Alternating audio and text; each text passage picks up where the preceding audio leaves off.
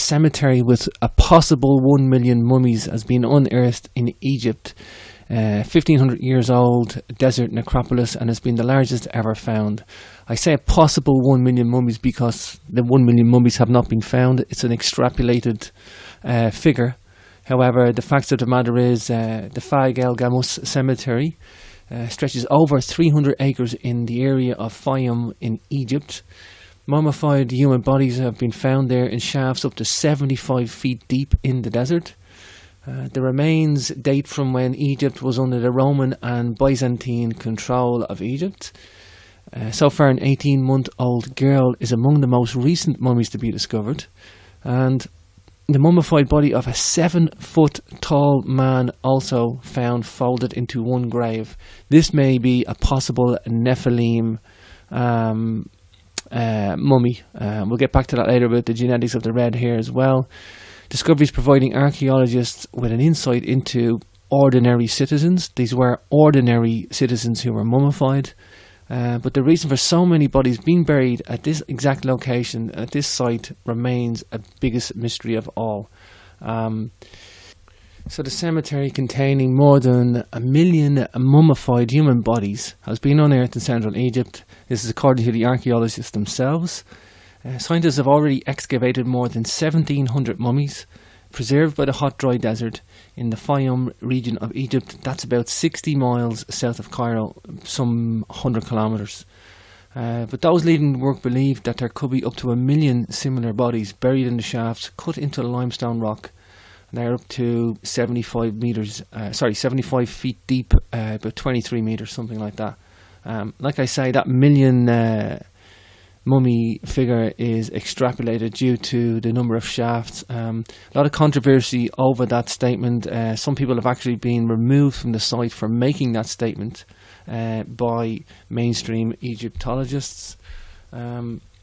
Again, the mummified 18-month-old girl with the bracelet still on her arms, you can see in the picture there, incredibly fascinating. It's thought that the mummies were buried around 1500 years ago. That's about the 1st to the 7th century AD. That's when Egypt was controlled by the Romans and the Byzantine Empire. Unlike many other famous mummified remains, these discovered in Egypt, they're actually found in mass graves and appear to be just ordinary citizens rather than what we expect of royalty or important figures. The scientists are baffled, absolutely baffled about the huge numbers of mummies and where they came from. The remains of the nearby villages too small to even warrant such a large cemetery, and the nearest town that's named Philadelphia after King Ptolemy II, Philadelphus, it's got its own burial sites, so that doesn't make sense either. Archaeologists have also uncovered a bizarre range of mummies, one of them including a man who was more than 7 foot tall. That's 213 centimetres, 2.13 metres. Again, possible Nephilim there. They've also discovered that the mummies appear to be clustered by hair colour. This is the key thing, with those with blonde hair in one area and all of those with red hair in another area. We do find in the Paracas culture red-haired mummies as well. Professor Kerry Mullenstein, project director of the excavation at Brigham University, he's in Utah, said the cemetery is densely populated in a square that's only 5 by 5 metres across and just over 2 metres deep. We typically find about 40 burials. So just 5 metres by 5 metres by 2 metres deep, they're finding 40 burials. That's an incredible amount of burials per square. So this is where they're extrapolating the million mummies from.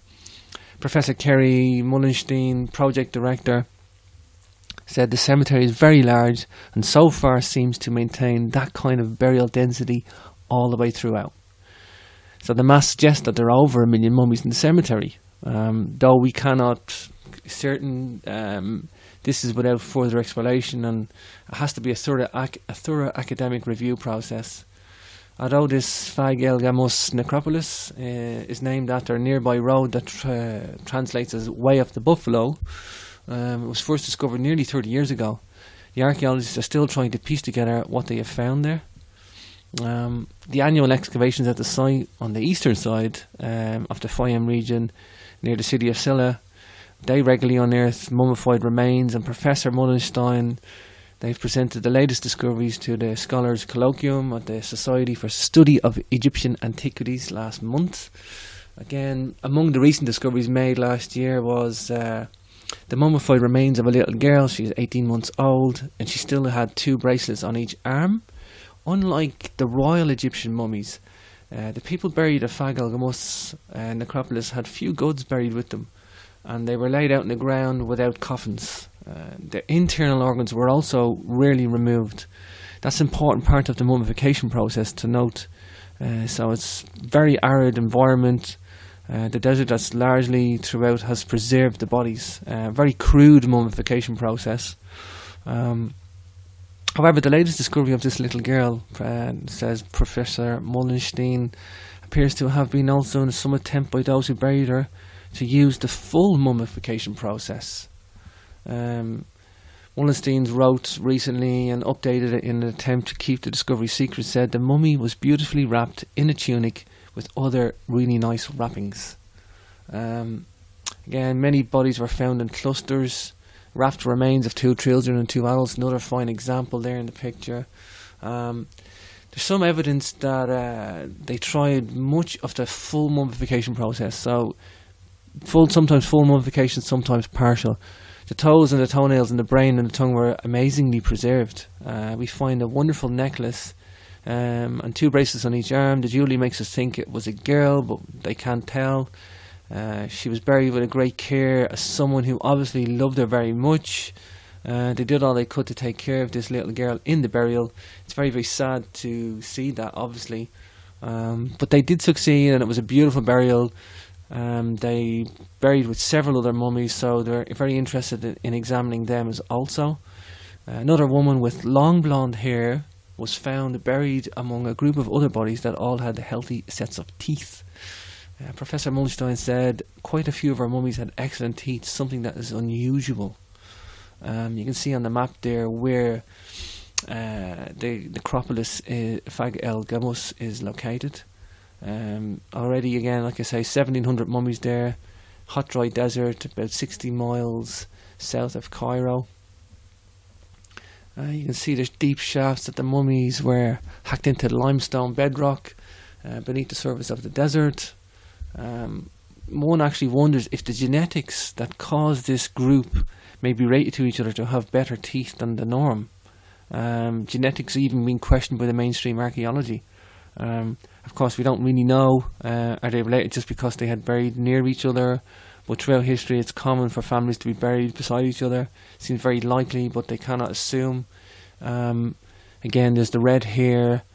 There's the blonde hair, the genetic groupings perhaps, and like I say, the 7-foot anomaly as well. They've also added the cemetery is largely a Roman period cemetery. So again, can't stress that enough. The burials are not tombs, but they're rather in a field of sand. The people in the cemetery represent the common man. They're average people who used to learn about, because they're very, very visible in written sources. So they were poor. They were a tremendous amount of resources into providing burials, which we don't normally see. The cemetery stretching over 300 acres. Professor Mullenstein believes there is many more secrets to be discovered in these burial shafts. Incredibly interesting so far. Even a small pyramid nearby to the cemetery, built about 4,500 years ago. That's 2 millennia before the cemetery was even used. That may hold some more clues to what the people were doing there. It's hard to know exactly where all these people were coming from, directly from Professor Mullenstein. So, you know, many of these preserved bodies have been wrapped in linen or reeds in the dry desert climate, and that's helped to mummify the remains. Although some of the bodies also had their organs removed, so they were aware of the mummification process. Again, they're still doing annual excavations there. Much of the discoveries have yet to be properly published, as the archaeologists have been reluctant to reveal the exact location of the cemetery. However, it seems they were more reluctant to release the information that they're discovering there. Egyptology has already thrown out a number of archaeologists for mentioning that there was a million mummies, a possible million mummies, although the math does suggest that. Professor Mullenstein described how one mummy folded in half in order to fit him into the burial shaft. He believed that the man, who was over 7 foot tall, may have suffered from a medical condition caused by excess growth hormone. That's pure speculation at this point, but they said more research needs to be done to prove this. Of course, extraordinary things require extraordinary information, and usually the growth hormone genetic defect is always thrown in for the excessive height. And they also believe that some of the clusters by the hair colour may actually be the clue to people buried there in family groups and being related. At least they admit to that. They hope that genetic testing may be possible to help show some of the mummies were related to each other. That would obviously prove true, easy enough. Together with the bodies, the archaeologists have also discovered glass beads, linen, jewellery, even colourful children's boots, a little pair of booties, as you can see in the picture as well. A lot of their wealth, as little as they had, was poured into these burials. That's definitely accepted at this point. Incredibly fascinating though, incredibly fascinating. Again, the Roman Empire, Brigham Young University in Utah, exploring the Fag El Gamus necropolis, also known in English as the Way of the Water Buffalo. Incredibly interesting, but they have been excavating nearby for about 30 years now. Again, many of the mummies date to the 1st to the 7th century AD. But they're fairly certain. They are fairly certain there's over 1 million burials. That's pretty sure. People are pretty much sticking to that. The project director is sticking to that. Cemetery wasn't a burial ground for royalty. That's a definite. They were laid to rest without any grave goods, or coffins for that matter. Again, a very, very crude mummification process, very low status of the dead, but they did pump all they really had into these burials. What little they had, they pumped them into these burials. But again, the 7 foot tall possible Nephilim, or the redhead gene, again, the red hair gene grouping, incredibly interesting. The 7 feet 2 meters tall is extravagant for that time period. The fact that they had to even bend him in half is incredible. But they can't believe the extraordinary height of this possible Nephilim burial because of the accepted poor nutrition that these people had. They assume they have a pure nutrition, so they couldn't grow tall. That's the other spin-off for the reasoning for the height. Even if they had great nutrition, it would be very unusual.